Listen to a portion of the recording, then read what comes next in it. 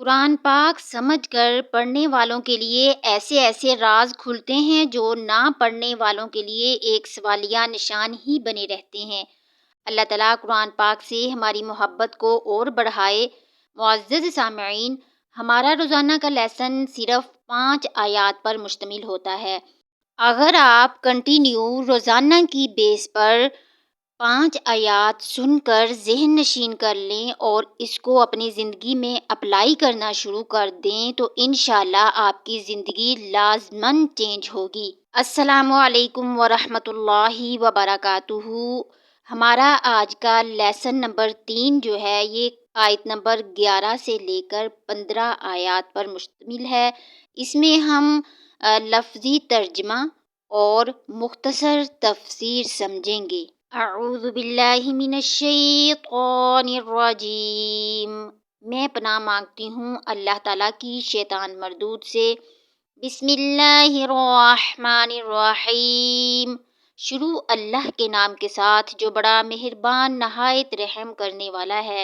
رب اشرح لی صدری ویسر لی امری واحلل عقدۃ من لسانی یفقہوا قولی۔ رب زدنی علما اللہم ربنا زدنا علما لا حول ولا قوة الا باللہ۔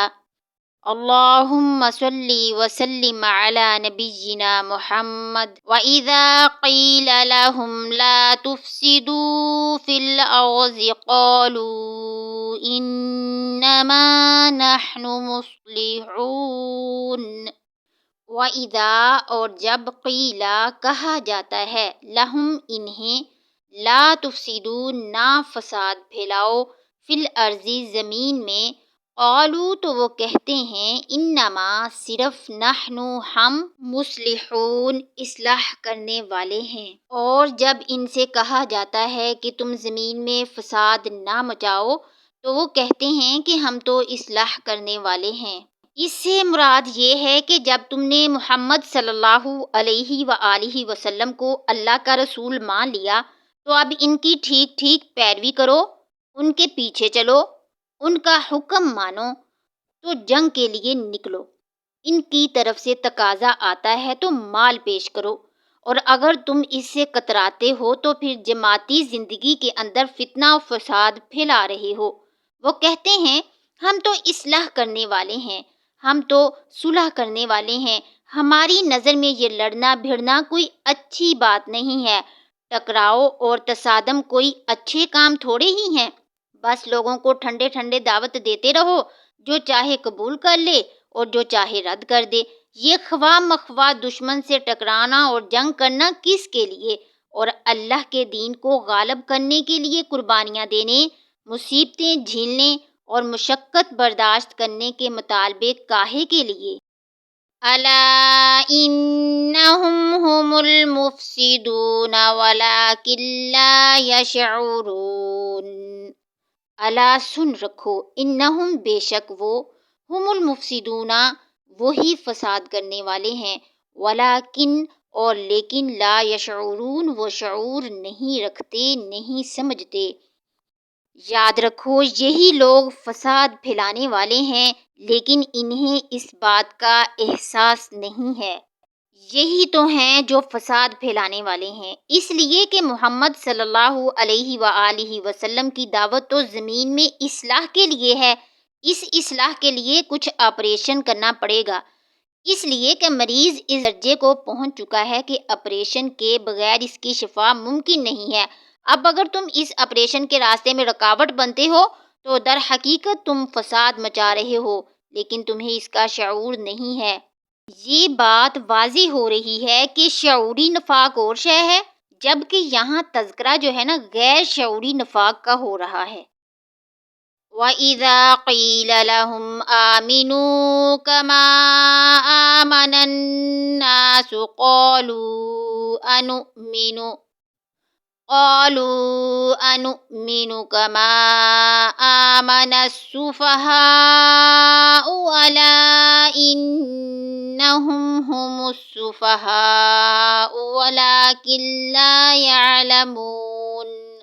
وَإِذَا اور جب قیل کہا جاتا ہے لہم انہیں آمینو تم ایمان لاؤ، کما جیسے آمنا ایمان لائے، الناسو لوگ، قالو تو وہ کہتے ہیں، انؤمنو کیا ہم ایمان لائیں، کما جیسے آمن السفہاء ایمان لائے بیوقوف، الا انہم سن رکھو خود وہ، ہم السفہاء وہی بیوقوف ہیں، ولکن لا یعلمون لیکن وہ جانتے نہیں ہیں۔ اور جب ان سے کہا جاتا ہے کہ تم بھی اسی طرح ایمان لے آؤ جیسے دوسرے لوگ ایمان لائے ہیں، تو وہ کہتے ہیں کہ کیا ہم بھی اسی طرح ایمان لائیں جیسے بیوقوف لوگ ایمان لائے ہیں۔ خوب اچھی طرح سن لو کہ یہی لوگ بیوقوف ہیں لیکن وہ بات نہیں جانتے۔ آخر دیکھو یہ دوسرے اہل ایمان ہیں، جب بلاوا آتا ہے تو فوراً لبیک کہتے ہوئے حاضر ہوتے ہیں، جبکہ تم نے اور ہی روش اختیار کر رکھی ہے۔ منافقین سچے اہل ایمان کے بارے میں کہتے تھے کہ انہیں تو اپنے نفع کی فکر ہے، نہ نقصان کی، نہ خطرات کا کوئی خیال ہے، نہ اندیشوں کا کوئی گمان ہے، جان مال اور اولاد کی کوئی پرواہ نہیں ہے، یہ گھر بار کو چھوڑ کر آ گئے ہیں، اپنے بال بچے کفار مکہ کے رحم و کرم پر چھوڑ آئے ہیں کہ سرداران قریش ان کے ساتھ جو چاہیں سلوک کریں، تو یہ تو بیوقوف لوگ ہیں۔ آج کل آپ لوگ ایسے لوگوں کو فیناٹکس کہتے ہیں۔ بھئی دیکھ بھال کر چلنا چاہیے، دائیں بائیں دیکھ کر چلنا چاہیے، اپنے نفع نقصان کا خیال کرنا چاہیے۔ ٹھیک ہے اسلام دین حق ہے، لیکن بہرحال اپنی اور اپنے اہل و عیال کی جو مصلحتوں کو بھی دیکھنا چاہیے۔ یہ لوگ تو معلوم ہوتا ہے بالکل دیوانے ہو گئے ہیں۔ اللہ تعالیٰ ان کے جواب میں فرماتے ہیں، الا انہم ھم السفہاء ولکن لا یعلمون، آگاہ ہو جاؤ کہ وہی بیوقوف ہیں لیکن انہیں علم نہیں ہے۔ وہ صادق الایمان جو ایمان کے ہر تقاضے کو پورا کرنے کے لیے ہر وقت حاضر ہیں، ان سے بڑا عقل مند اور ان سے بڑا سمجھدار کوئی نہیں۔ انہوں نے یہ جان لیا ہے کہ اصل زندگی آخرت کی زندگی ہے، یہ زندگی تو عارضی ہے، تو اگر کل کی بجائے آج ختم ہو جائے یا ابھی ختم ہو جائے تو کیا فرق پڑے گا، یہاں سے جانا تو ہے ہی، آج نہیں تو کل، کل نہیں تو پرسوں جانا تو ہے، تو عقل تو ان کے اندر ہے۔ وَإِذَا لَقُوا الَّذِينَ آمَنُوا قَالُوا آمَنَّا وَإِذَا خَلَوْا إِلَىٰ شَيَاطِينِهِمْ قَالُوا إِنَّا مَعَكُمْ إِنَّمَا نَحْنُ مُسْتَهْزِئُونَ۔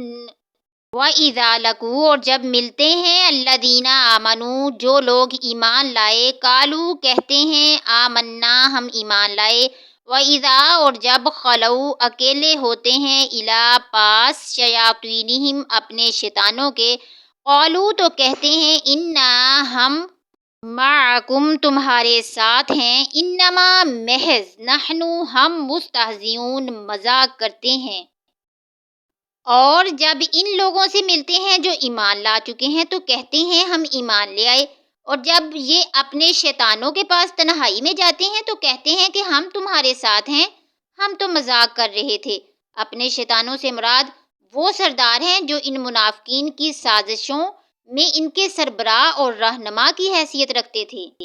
منافقین میں جو سربراہ تھا جیسے عبداللہ بن ابی، اور اس سے مراد یہود کے علماء بھی ہو سکتے ہیں، اگر وہ کبھی انہیں ملامت کرتا کہ معلوم ہوتا ہے کہ تم بالکل پوری طرح سے مسلمانوں میں شامل ہی ہو گئے ہو، تمہیں کیا ہو گیا ہے، تم تو محمد صلی اللہ علیہ وآلہ وسلم کی ہر بات مان رہے ہو، تو اب انہیں اپنی وفاداری کا یقین دلانے کے لیے کہنا پڑتا تھا کہ نہیں نہیں، ہم تو مسلمانوں کو بیوقوف بنا رہے ہیں، ہم ان سے ذرا مذاق کر رہے ہیں، ہم آپ ہی کے ساتھ ہیں، آپ فکر نہ کریں۔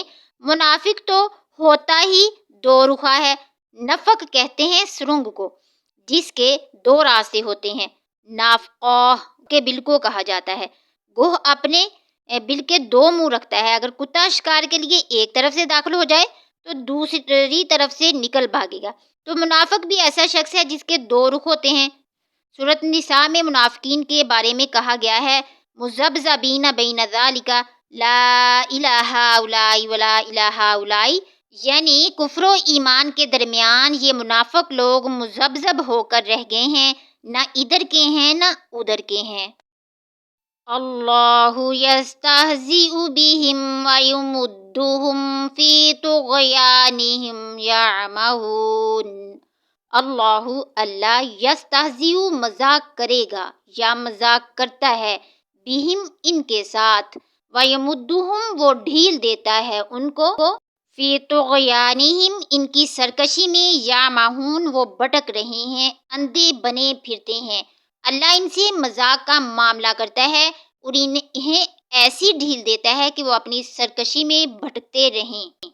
یعنی اللہ تعالیٰ نے ان کی رسی دراز کر رکھی ہے کہ ان کے دوغلے پن کی فوری سزا دنیا میں انہیں نہیں مل رہی ہے، جس سے وہ سمجھ رہے ہیں کہ ہماری تدبیر کارگر ہو گئی، چنانچہ وہ اپنی اس گمراہی میں اور پختہ ہوتے جا رہے ہیں۔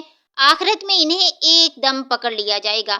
چونکہ اللہ تعالیٰ کا یہ عمل ان کے مذاق کا نتیجہ تھا، اسے یہاں اللہ ان سے مذاق کرتا ہے کہ عنوان سے تعبیر فرمایا گیا ہے۔ حالانکہ اصل میں مذاق تو اللہ کے نزدیک ان کا اڑ رہا ہے۔ صدق اللہ العظیم۔ اللہ تعالیٰ سے دعا ہے کہ اللہ تعالیٰ ہمیں قرآن پاک کو سمجھ کر پڑھنے کی توفیق عطا فرمائے اور اس پر تدبر اور تفکر کرنے کی توفیق عطا فرمائے اور ہمیں منافقت جیسی بری لعنت سے محفوظ فرمائے۔ آمین ثم آمین، وما علینا الا البلاغ المبین۔